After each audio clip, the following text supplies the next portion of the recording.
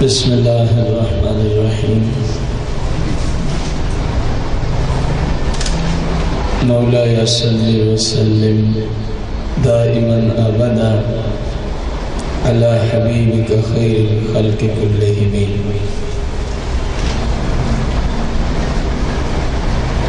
دورہ صحیح بخاری کے اسباق میں جو ہمارا آج کا سبق ہے، ضرورت اور حجیت حدیث۔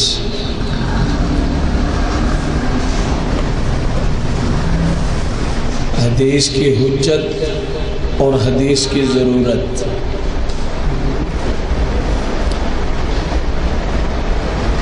اصل میں ایک گروہ ہے جو احادیث کا منکر ہے، تو اس گروہ کے رد میں آج کا سبق ہے کہ قرآن کی روشنی میں جو احادیث مبارکہ کو حجت نہ مانے وہ اسلام سے خارج ہے۔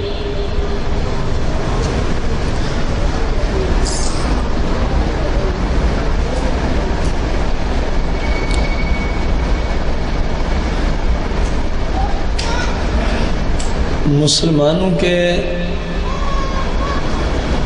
دین کا جو سرمایہ اور شریعت مطہرہ کا فہم جو ہے، اس کا تعلق فقط رسول اللہ صلی اللہ تعالی علیہ وسلم کے اسوہ حسنہ کے ساتھ ہے۔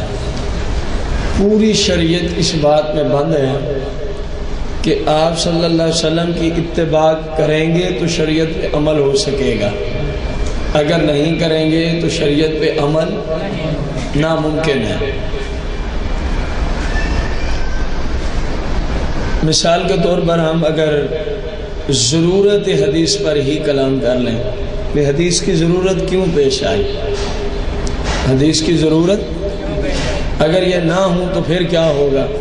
مثال کے طور پر جو حدیث کے منکر ہیں وہ کہتے ہیں کہ فقط قرآن ہی کافی ہے۔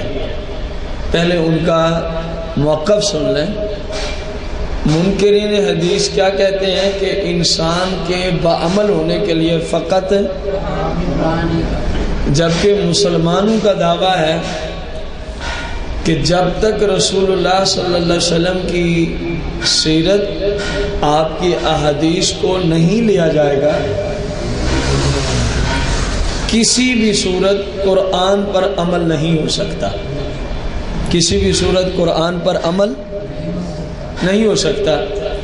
تو قرآن پر جب عمل نہیں ہو سکتا تو بندہ مسلمان کیسے ہوگا؟ مثال کے طور پر قرآن مجید فرقان حمید میں حکم آیا اقیم الصلاۃ، نماز پڑھو، نماز۔ اب منکرین حدیث سے سوال ہے، اگر ہماری اصلاح کے لیے فقط قرآن ہی کافی ہے تو پہلا سوال ہے بتایا جائے کہ 5 نمازوں کے اندر جو رکعات ہیں، مثلا صبح میں بولے نا، ظہر میں، عصر میں، مغرب میں، عشاء میں۔ اب پوری کائنات کے اور پورے ورلڈ کے منکرین حدیث سے سوال ہے، تم کہتے ہو کہ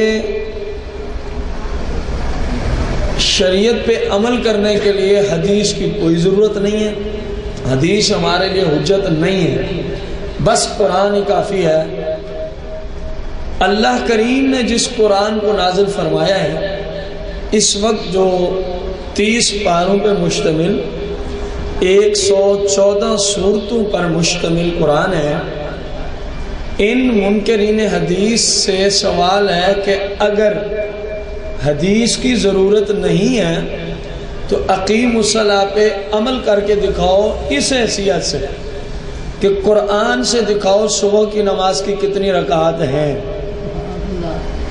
صبح کی نماز کی کتنی قرآن، کیونکہ وہ کہتے ہیں نا حدیث کی کوئی ضرورت نہیں ہے، منکرین حدیث کا موقف آپ کو پہلے عرض کیا، وہ کہتے ہیں حدیث کی کوئی، ہم نے کہا کہ بنیادی اسلامی جو ایک اساس ہے، بنیاد ہے اسلام کی، سرکار علیہ السلام نے جس کو ستون تک ارشاد فرما دیا کہ اسلام کے بنیادی اصولوں میں سے ایک نماز ہے، اسلام کے ستونوں میں سے ایک نماز ہے۔ اب سوال ہے کہ وہ نماز اگر حدیث کی ضرورت نہیں، اگر حدیث شریعت میں حجت نہیں، تو بتائیں کہ صبح کی نماز کی کتنی رکعت ہیں اور قرآن کے کس پارے میں، کس صورت میں، کس آیت کے نمبر میں ان رکعت کا ذکر آیا ہے؟ کائنات میں کوئی مائی کلال دکھا سکتا ہے؟ قیامت کا آنا تو ممکن ہے، لیکن قرآن پاک سے ظاہری طور پہ جو قرآن ہمارے پاس موجود ہے، جس کو ہم پڑھتے ہیں، پڑھاتے ہیں، پورے قرآن میں صبح کی نماز تو دور کی بات ہے، کسی بھی نماز کی رکعتوں کا ذکر قرآن میں آیا؟ کریں عمل پہ، اسی نماز پہ ہی اگر پورا گھنٹہ لگائے نا کہ یہ بھی سوال ہے تمہارے اوپر، دکھاؤ قرآن سے، یہ بھی سوال ہے تمہارے اوپر، تو گھنٹہ پورا اسی نماز پر سوالات منکرین حدیث پہ چلتے رہیں گے۔ لیکن ہم چاہیں گے کہ اشارہ کرتے جائیں، کیونکہ عقل مند کو اشارہ ہی کافی ہے، ورنہ تو آپ اسی بات کو 1 مہینے تک لے چلیں گے، چلتی جائے گی، 1 مہینے تک لے چلیں گے، چلتی جائے گی۔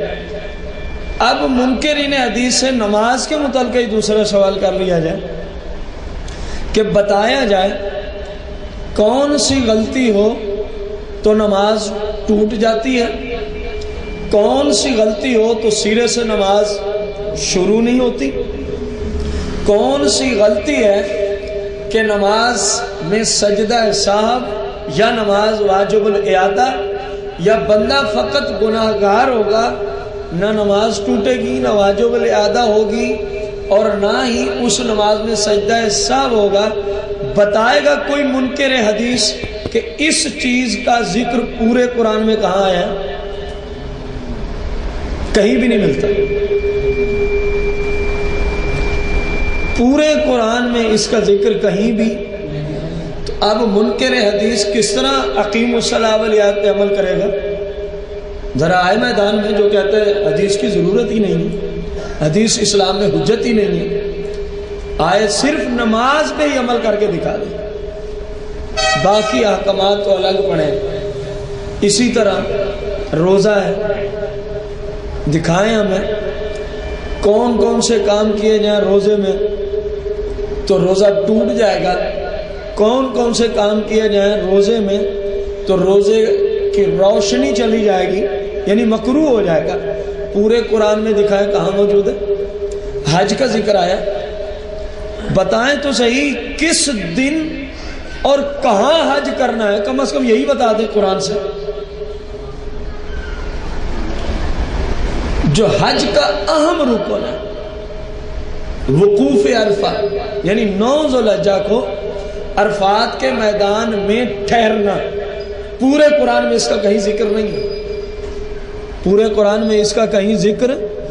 پھر حج میں فرائض کیا ہے، حج کس پر فرض ہوتا ہے اور کس طرح فرض ہوتا ہے، حج کے واجبات کیا ہیں، سنن مؤکدات کیا ہیں، قیامت ممکن ہے۔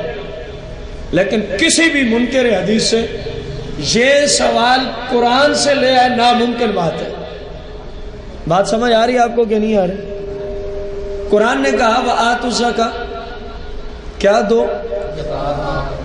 ان منکرین حدیث سے سوال کیا جائے، نمبر 1 کب دینی ہے، نمبر 2 کس کس مال کی دینی ہے، نمبر 3 کتنے مال سے کتنی دینی ہے، مثلا سونا چاندی کرنسی پرائز بانڈ سوانح تجارت ہے تو نصاب کیا ہوگا، اگر بکریاں ہیں تو نصاب کیا ہوگا، اگر گائے بھینس ہے تو نصاب کیا ہوگا، اونٹ ہے تو نصاب کیا ہوگا۔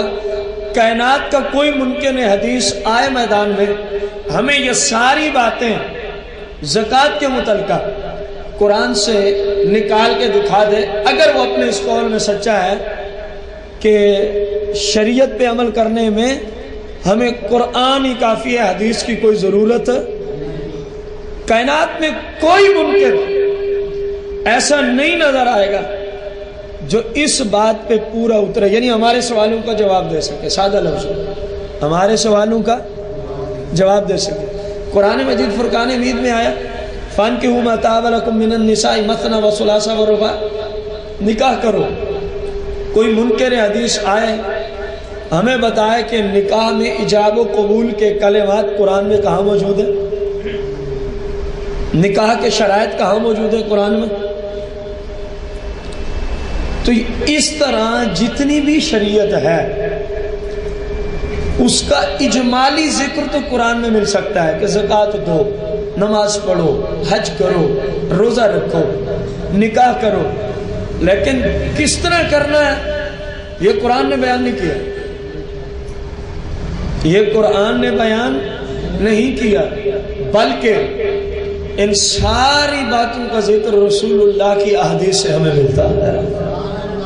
اب ہم تو الحمدللہ احادیث کو حجت بھی مانتے ہیں، ہمارے یہاں یعنی مسلمانوں کے یہاں حدیث جو ہے وہ حجت کے ساتھ ساتھ حدیث مبارکہ کی ضرورت بھی ہے، تو جو اس کو حجت نہیں مانتا، جو اس کو ضرورت نہیں مانتا، وہ ان سوالات کے جوابات لیں، دیکھ لیں گے کس طرح زندگی بسر ہوتی ہے۔ قیامت تک منکرین حدیث سے اس کا جواب، اب غور کریں، رسول کائنات فخر موجودات علیہ الصلاۃ والتسلیم کی حدیث مبارکہ حجت ہے۔